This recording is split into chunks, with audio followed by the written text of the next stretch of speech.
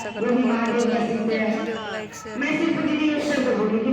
चर्चा में आए हूँ, आप लोग देख लीजिए। महादेव से दया मांगने के लिए कहिए और सब कुछ उन पर समर्पित कर दीजिए। अगर उनको बचाना होगा बचा लेंगे, ले जाना होगा ले जाएंगे। हम आप कुछ कर सकते हैं दीदी, मृत्यु सत्य है, जो धरती में आया है वो जाएगा ही। हमारा आपका कर्म है।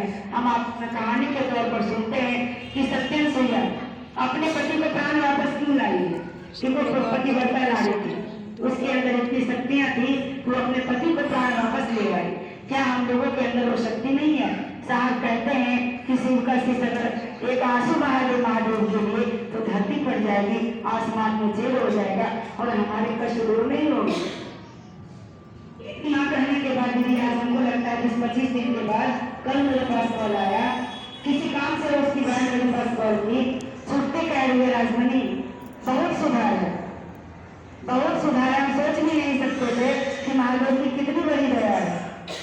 फिर बात होने लगी तो मेरा कहने का मतलब ये है दीदी कि शिव चर्चा को मनौती और भगवती और बटे और ये चीज का नहीं है, मात्र ये शिव का एक दर्द है, एक एहसास है जो हम लोग शिव को गुरु मानकर इस राह पर चले हैं। समझें, मात्र महादेव को अपना बनाए, क्योंकि अपना जब बनाए हैं दीदी तो मेरा दुख उनका दुख हो गया और उनका दुख मेरा दुख हो गया।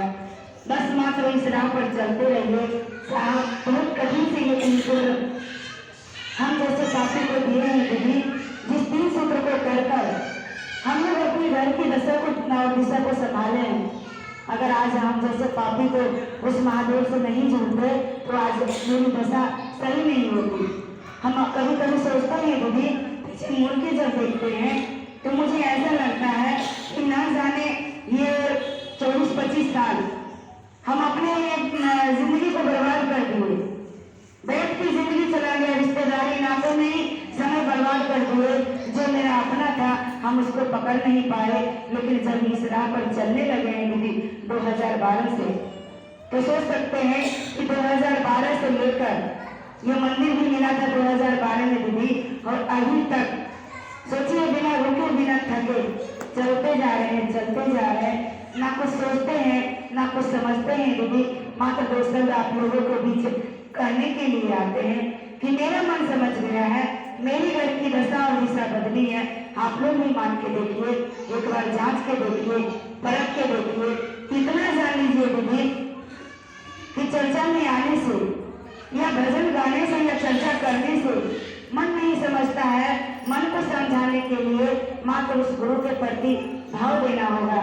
अभी आती दीदी आप लोगों के बीच आई है, ये जब से यहाँ से गई है दीदी मेरे साथ कांटेक्ट में रहती हैं और जैसे जैसे बताते गए दीदी सेंटर चलाने लगी। पहले अकेले थी और समझिए इनके साथ लोग होने लगा। यानी संपर्क आप बढ़िया रखिए। साहब बार बार इस चीज को कहते हैं कि संगत से गुनात है, संगत से गुण जात है। आपकी संगत क्या कहती है, आप किसके साथ चलते हैं? तो हमारे गुरु कौन है दीदी? हमारे गुरु शिव है। हमारे और महादेव के बीच तीसरा कोई नहीं है दीदी, इस चीज को ध्यान रखिएगा। बार बार साहब कहते हैं हमारे और आपके बीच में मात्र शिव गुरु है और उन्हीं के दया से हम लोग चलते हैं। साहब शुरुआत में बताते थे कि जब उन्होंने शिव को गुरु माने थे तो बहुत सी कठिनाइयां होती थी, बहुत सी परेशानियां उनको होती थी। कई बार तो उनके घर में दीदी रेलवे का पत्थर होता है ना, वो पत्थर उनके आंगन में गिरा लाइक और शेयर कर दीजिए। अच्छा लगे तो लाइक करिए, सब्सक्राइब करिए।